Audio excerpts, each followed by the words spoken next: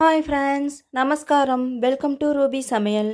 Ruby சமையலில் இன்றைக்கி நாம் பார்க்க போகிறது பன்னீர் சடாய் அண்டு பீனட் சாஸ்.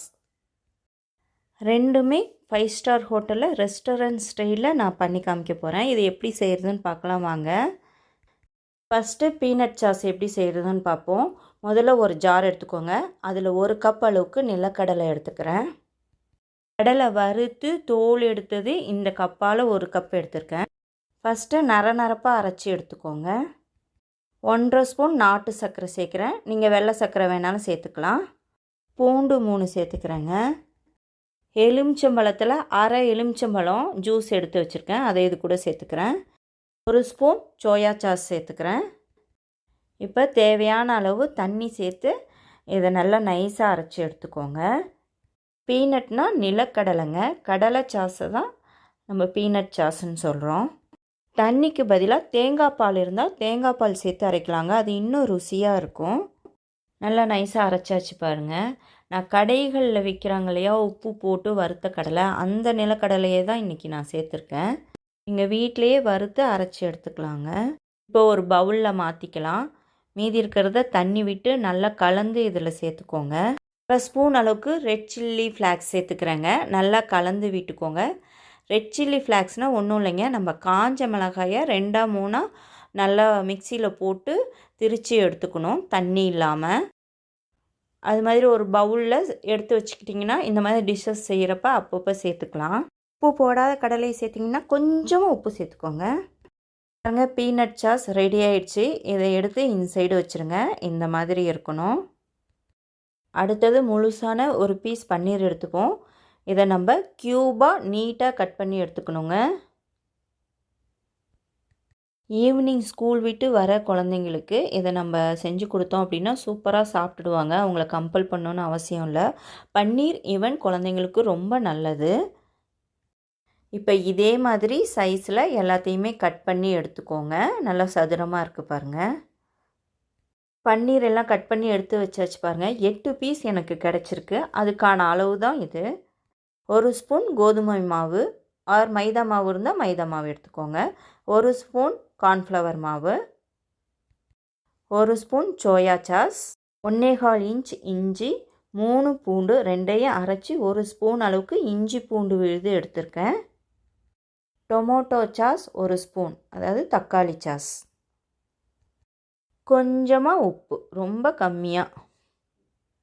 பன்னீருக்கு ஸ்டப்பிங்க்கு தேவையான எல்லாத்தையுமே நம்ம சேர்த்தாச்சு. இப்போ தண்ணி கொஞ்சமாக சேர்த்து கலந்து எடுக்கணும்.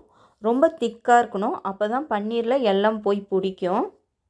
நல்லா திக்காக கட்டிகள் இல்லாமல் கொஞ்சமாக தண்ணி தெளித்து பிசையுங்க. ஸ்டப்பிங் ரெடி ஆயிடுச்சுங்க. நம்ம இதில் பன்னீர் சேர்த்து நல்லா இது மேலே பூசி தடவி எடுத்துப்போம். இந்த மாதிரி பன்னீரை நம்ம டீப் ஃப்ரை பண்ண போகிறோங்க. அதனால் எல்லா பன்னீர்களையுமே இதே மாதிரி தடவி எடுத்து வச்சுக்கோங்க. இப்போ டீப் ஃப்ரை பண்ணுறதுக்கு ஒரு பேன் எடுத்துக்கோங்க. அதில் அளவாக எண்ணெய் விட்டுக்கோங்க. இதே மாதிரி ஒன்று ஒன்றா சேர்த்து கோல்டன் ப்ரௌன் கலர் வர வரைக்கும் பொரித்து எடுக்கணுங்க. இது பொரித்து எடுக்கிற வரைக்குமே மீடியம் ஃப்ளேமில் தான் இருக்கணும். கட்லெட் நம்ம பொரித்து எடுப்போம் இல்லையா, அந்த மாதிரி தான் பொரித்து எடுக்கணும். பாதி அளவுக்கு தான் எண்ணெய் இருக்கணும். பன்னீர் 1 சைடு கோல்டன் ப்ரௌன் கலர் வந்துருச்சுங்க. இப்போ நம்ம இதை திருப்பி போட்டுப்போம். 2 சைடும் இதே மாதிரி மீடியம் ஃப்ளேமில் வச்சு பொரித்து எடுத்துக்கோங்க. பன்னீர் பார்க்கவே சூப்பராக இருக்குது பாருங்கள். மேல் கோட்டிங்லேயே நல்லா கிறிஸ்பியாக இருக்கிற மாதிரி இருக்குது. அடுத்த சைடும் கோல்டன் ப்ரௌன் கலர் வர வரைக்கும் பொரிச்சுக்கோங்க. மீடியம் ஃப்ளேம்லேயே தாங்க இருக்கணும். பன்னீர் ரெடி ஆயிடுச்சுங்க. 2 சைடுமே நல்லா வெந்துருச்சு. இதே மாதிரி நம்ம கட் பண்ணி வச்சுருக்க எல்லா பன்னீரையுமே ஸ்டஃப் பண்ணி பொரித்து எடுத்து இன்சைடு வச்சிடுங்க. ஒரு ஜார் எடுத்துக்கோங்க. 1.5 இன்ச் அளவுக்கு இஞ்சி தோல் நீக்கிட்டு நல்லா கழுவிட்டு கட் பண்ணி எடுத்துக்கோங்க. 3 பூண்டு, 2 பச்சை மிளகாய். தண்ணி சேர்க்காமல் எந்த அளவுக்கு அரைக்க முடியுமோ அந்த அளவுக்கு அரைச்சி இன்சைடு எடுத்து வச்சுக்கோங்க. இப்போ நம்ம ஃப்ரை பண்ண பன்னீரெல்லாம் எடுத்து இதே மாதிரி குச்சிகள் சொருவி எடுத்து வச்சுப்போம். பன்னீர் சடாய்க்கு பன்னீர்லாம் ரெடி ஆகிடுச்சு பாருங்கள். பார்க்கவே ரொம்ப சூப்பராக இருக்குது. ஒரு பேன் எடுத்துக்கோங்க.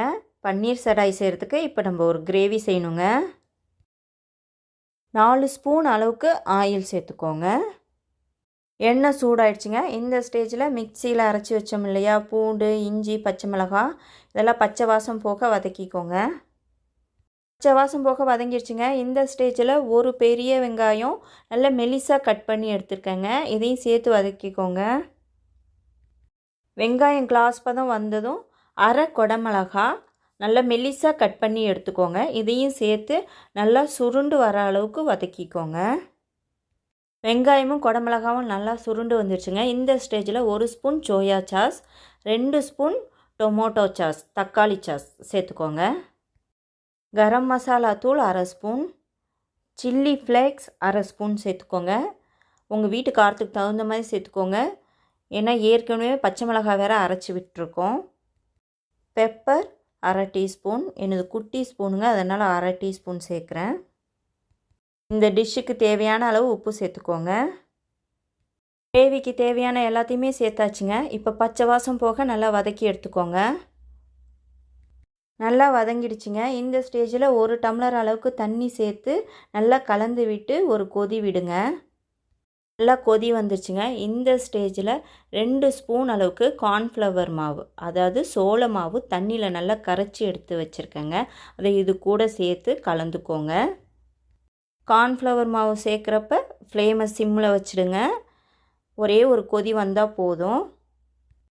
ஒரு கொதி வந்துருச்சு பாருங்கள். இந்த ஸ்டேஜில் நம்ம ரெடி பண்ணி வச்சுருக்க பன்னீரெல்லாம் இதில் சேர்த்துப்போம். கார்ன்ஃப்ளவர் மாவு சேர்த்த நேரத்துலேருந்து ஃபுல் சிம்மில் தாங்க இருக்கணும். இதே மாதிரி எல்லா பன்னீர்களையும் சேர்த்துட்டு ஒரு 2 நிமிஷம் ஒன் சைடு அப்படியே விட்டுடுங்க. மசாலாலாம் இது மாதிரி பன்னீரில் எடுத்து விடுங்க. வாசனையும் சூப்பராக வந்திருக்குங்க. டேஸ்ட்டும் நல்லா வந்திருக்கு. 2 நிமிஷம் ஆயிடுச்சுங்க. நல்லா ஒன் சைடு மசாலா நல்லா பிடிச்சிருக்குங்க. இப்போ அழகாக 2 ஸ்பூன் வச்சு இதை திருப்பி விடுங்க. திருப்பி விட்டு திரும்ப ஒரு 2 நிமிஷம் வச்சு எடுத்தால் பன்னீர் சடாய் ரெடிங்க. திருப்பி போட்டு 2 நிமிஷம் ஆயிடுச்சுங்க. சூப்பராக ரெடி ஆயிடுச்சு. இப்போ நம்ம இதை பிளேட்டில் சர்வ் பண்ணிப்போம். ஸ்டவ் ஆஃப் பண்ணிவிடுங்க. டிஃப்ரெண்ட்டாக பிள்ளைங்களுக்கு ட்ரை பண்ணி கொடுங்க. டேஸ்டி ரொம்ப சூப்பராக இருக்குது. ரொம்ப அழகாக 2 ஸ்பூன் வச்சு இதை நம்ம பரிமாறுவோம். பீனட் சாஸ், அதாவது கடலை சாஸ். பீனட் சாஸை பன்னீர் கூட சேர்த்துப்போம். இப்போ பாருங்கள், பார்க்கவே ரொம்ப க்ரீமியாக இருக்குது. டேஸ்ட்டு நல்லா வந்திருக்குங்க. பீனட் சாஸோட இந்த பன்னீர் சடாய் ரொம்ப டேஸ்டியாக இருக்குங்க. இந்த சாஸ் எல்லாமே ரொம்ப டேஸ்டியாக இருக்குது. பீனட் சாஸ் இட்லிக்கு, தோசைக்கு, சப்பாத்திக்கெல்லாம் கூட தொட்டுக்கலாங்க. அவ்வளோ டேஸ்டியாக இருக்குது.